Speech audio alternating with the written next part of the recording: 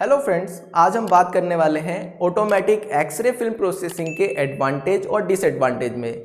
पिछली वीडियोस में हम बात कर चुके हैं हमारे पास में ऑटोमेटिक एक्सरे फिल्म प्रोसेसिंग होता क्या है, इसका मशीन का कंस्ट्रक्शन कैसे हुआ है, उनमें क्या क्या लगा हुआ है, और उसके बाद में हम उसके टेम्परेचर पे बात कर चुके हैं कि हमारे पास में हमारा मैनुअल का टेम्परेचर क्या होता है, ऑटोमेटिक का टेम्परेचर क्या होता है, कैसे वो हमारा रिड्यूस करता है टाइम को। तो वो सारी चीज़ों पर हम बात कर चुके हैं। आज हम इसके एडवांटेज और डिसएडवांटेज पे बात करेंगे जो कि हमारा एग्जाम में ज़्यादातर पूछा जाता है। तो हम यहाँ पे बात कर लेते हैं पहले इसके एडवांटेज पे। तो एडवांटेज है हमारा यहाँ पे स्पीड। ऑटोमेटिक एक्सरे प्रोसेसिंग का जो सबसे मोस्ट इंपॉर्टेंट एडवांटेज है वो यही है स्पीड। स्पीड को अगर हम बात करें तो यहाँ पे हमारे पास में क्या है कि हमारा जो टाइम है वो टाइम हमारा यहाँ पे सबसे ज्यादा बचता है ऑटोमेटिक एक्सरे फिल्म प्रोसेसिंग के अंदर। जैसे आपने मैनुअल के अंदर पे देखा तो मैनुअल में हमारा क्या होता था, 30 to 60 मिनट्स लगती थी। कितनी लगती थी? हाँ, वो हमारे पास में 30 to 60 मिनट लगती थी मैनुअल फिल्म प्रोसेसिंग के अंदर। लेकिन ऑटोमेटिक फिल्म प्रोसेसिंग के अंदर पे क्या है कि यहाँ पे हमारा 90 to 100 सेकेंड लगती है। कितनी लगती है? 90 to 100 सेकेंड। तो सोच के देखो हमारा कितना टाइम यहाँ पे बच रहा है। तो इसका जो सबसे बड़ा एडवांटेज है वो यही है टाइमिंग। तो टाइमिंग हमारे यहाँ पे बच रही है जिससे हमारे पास में हमें बहुत सारे एडवांटेजेस होते हैं। तो यहाँ पे सबसे पहला हमारे पास में हमारी speed. Processing is much faster than manual method often taking only a few minutes. ठीक है, मतलब कि अगर हम इसका कंपैरिजन करें मैनुअल फिल्म के साथ में तो मैनुअल फिल्म बहुत ज़्यादा टाइम लेती थी, ये हमारा बहुत जल्दी काम करके देता है। तो ये इसका एक सबसे बड़ा क्या है, एडवांटेज है। दूसरा हमारे पास में यहाँ पे कंसिस्टेंसी। कंसिस्टेंसी की मतलब क्या है, देखो हमारे पास में क्या है, इमेज क्वालिटी की बात यहाँ पे हो रही है।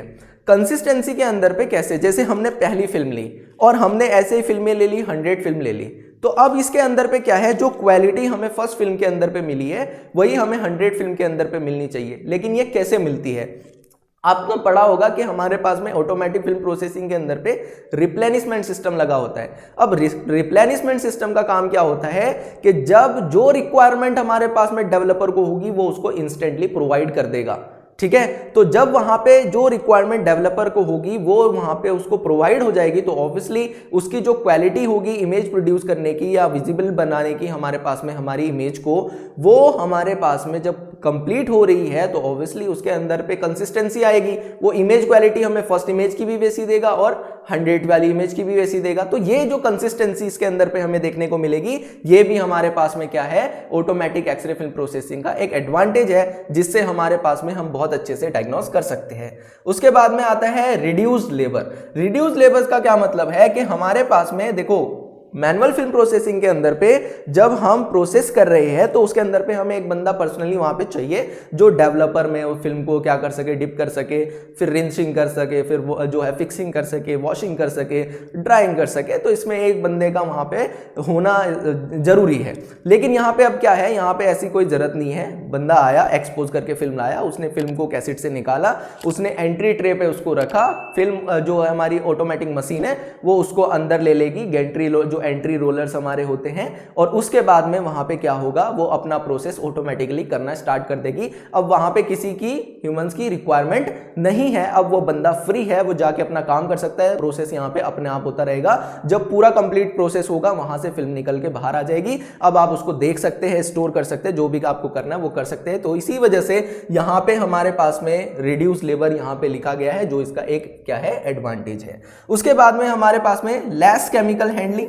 लेस केमिकल हैंडलिंग हमारे पास में इसलिए है क्योंकि यहाँ पे क्या है, अब हमारे पास में जो डेवलपर्स हमारे हैं वो डेवलपर्स पेशेंट्स जो हमारे टेक्नीशियंस है, वर्कर्स हैं, उनके डायरेक्ट कांटेक्ट में नहीं आ रहे हैं। तो मिनिमाइज डायरेक्ट कांटेक्ट यहाँ पे हो रहा है with developing chemicals, reducing health risk. तो हमारे पास में यहाँ पे क्या हो रहा है कि अब जो है हमारे पास में केमिकल से डायरेक्ट कांटेक्ट नहीं हो पा रहा है, जिससे हमारे पास में हमारे हेल्थ रिस्क जो है वो क्या हो गए, रिड्यूस हो गए। क्योंकि वहाँ पे क्या है कि पहले जो है डेवलपर या फिक्सर के अंदर पे हमें खुद ही मैनुअली ये काम करना पड़ता था। तो जो टेक्नीशियंस मैनुअल के अंदर पे काम करते थे उनकी जो फिंगर्स आगे की टिप होती थी वो ऐसी हो जाती, कट जाती थी, खराब हो जाती थी, मतलब वो केमिकल की वजह से ना। और उसके बाद में केमिकल के अंदर पे आप काम कर रहे हो तो आपके सांस लेने की वजह से वो आपकी बॉडी के अंदर पे जाएगा, वो आपको और भी रिस्क आपको बॉडी में दे सकता है। तो और भी जो हेल्थ रिस्क है वो आपको वहां से हो सकते हैं। इसी वजह से जो ऑटोमेटिक फिल्म प्रोसेसिंग है ये आपको उससे रिड्यूस कर देता है। उसके बाद में स्पेस सेविंग, ऑब्वियसली हमारे पास में जो हमारा मैनुअल सिस्टम होता था उसका जो सेटअप होता था वो बहुत बड़ी जगह लेता था डार्क रूम के अंदर, लेकिन अब ऐसा नहीं है। ऑटोमेटिक आपके पास में मशीन आ गई है, आपने उसे जो है एक साइड में आपने उसे रख दिया है, अब वो इतनी जगह आपकी नहीं लेगी, ठीक है, आप उससे काम करवा सकते हैं, वो आपकी इतनी जगह नहीं लेगी, आपने उसे साइड में रख दिया। अब आपके पास में स्पेस भी बहुत अच्छे से बच गया है, जो कि हमारे पास में ये एक बड़ा एडवांटेज है किसके लिए, ऑटोमेटिक एक्सरे फिल्म प्रोसेसिंग के लिए। उसके बाद में हमारे पास में improve work flow. Improve work flow का क्या मतलब है, देखो यहाँ पे क्या है कि हमारे पास में जो रेडियोलॉजी डिपार्टमेंट के अंदर पे काम हो रहा है, सबसे पहली चीज, अब वहाँ पे मैनुअल फिल्म के अंदर पे जो टेक्नीशियन है वो डेवलपर के सामने, फिक्सर के सामने नहीं खड़ा है, वो अपना काम कर रहा है, उससे वहाँ पे क्या होगा, वर्क फ्लो एफिशिएंसी बढ़ेगी। उसके बाद में अब जो वेटिंग टाइम था पेशेंट का, क्योंकि मैनुअल के अंदर पे 30 to 60 मिनट लग रही थी, लेकिन यहाँ पे आपको जल्दी मिल जा रहा है, तो जो वेटिंग टाइम था वो भी अब पेशेंट का कम हो गया, क्योंकि जल्दी जल्दी काम हो रहा है, तो पेशेंट को वेट भी ज्यादा नहीं करना पड़ेगा, ठीक है। तो ये भी हमारे पास में यहाँ पे क्या होगा कि हमारा जो वर्क फ्लो है वो इंप्रूव हो जाएगा ऑटोमेटिक एक्सरे फिल्म प्रोसेसिंग के। ऑब्वियसली सारी चीजों के अंदर पे ये हमें क्या करके दे रहा है, फायदे करके दे रहा है। तो ये हमारा जो है इसके एडवांटेजेस हैं ऑटोमेटिक एक्सरे फिल्म प्रोसेसिंग के। अब हम इसके डिसएडवांटेज पे बात कर लेते हैं। इसका डिसएडवांटेज क्या है, तो डिसएडवांटेज इसका सबसे पहले हाई इनिशियल कॉस्ट। जब आप इसको खरीद रहे हैं, परचेज कर रहे हैं, इंस्टॉल करवा रहे हैं, उस टाइम पे ये आपका क्या पड़ेगा, आपको महंगा पड़ेगा, ठीक है, as comparison to manual system. Manual system से महंगा होता है हमारे पास में ऑटोमेटिक एक्सरे फिल्म प्रोसेसिंग का जो सेटअप है, जब आप उसे खरीद रहे हो वो महंगा होता है। उसके बाद में ऑब्वियसली इसको मेंटेनेंस की रिक्वायरमेंट होगी, भाई मशीन है ना, मशीन तो आपके पास में काम में आ रही है, तो उसको मेंटेनेंस की जरूरत होगी, तो उसकी क्लीनिंग एंड सर्विसिंग आपको करनी पड़ेगी, जिससे वो क्या हो सके, ब्रेकडाउन से प्रिवेंट आप उसको कर सको। तो मेंटेनेंस रिक्वायरमेंट इसकी होती है, जो कि इसका एक डिसएडवांटेज। ऑब्वियसली मशीन का जो है मेंटेनेंस रिक्वायर्ड होती है, तो मेंटेनेंस आपको इसका करवाना ही पड़ेगा।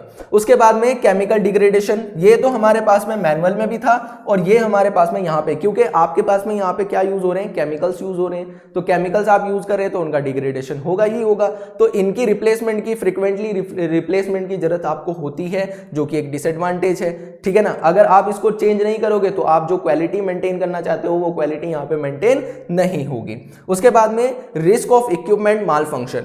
ऑब्वियसली भाई यहाँ पे मशीन है आपके पास में ना, तो मशीन का फेलियर हो सकता है ना, तो मशीन का फेलियर हो सकता है, तो जो आपके पास में आपके वर्क फ्लो को डिस्टर्ब कर सकता है या डिले कर सकता है आपके काम को, तो ये तो आपकी मशीन का, इक्विपमेंट का हो सकता है, कोई फेलियर हो सकता है, तो जो हमारे पास में एक डिसएडवांटेज आ जाएगा। उसके बाद में इसका एक सबसे बड़ा डिसएडवांटेज ये है डिपेंडेंसी ऑन इलेक्ट्रिसिटी।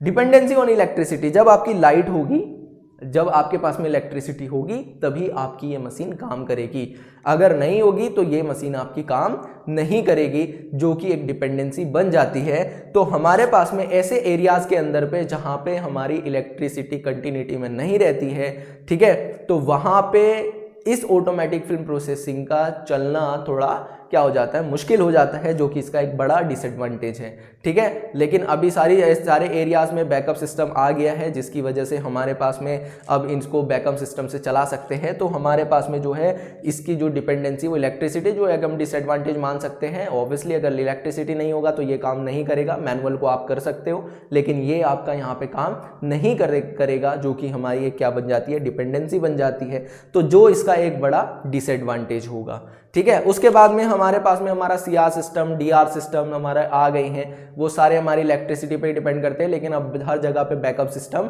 आ गया है, तो हमारे पास में ऐसी कोई दिक्कतें नहीं है। लेकिन फिर भी एक डिसएडवांटेज को हमें यहाँ पे इलेबोरेट करने के लिए, बताने के लिए हमें यहाँ पे इसकी चीज़ों को बताना पड़ेगा, ठीक है। तो हमारे पास में हमारे ऑटोमेटिक एक्सरे फिल्म प्रोसेसिंग के एडवांटेज और डिसएडवांटेज के अंदर पे इतना ही।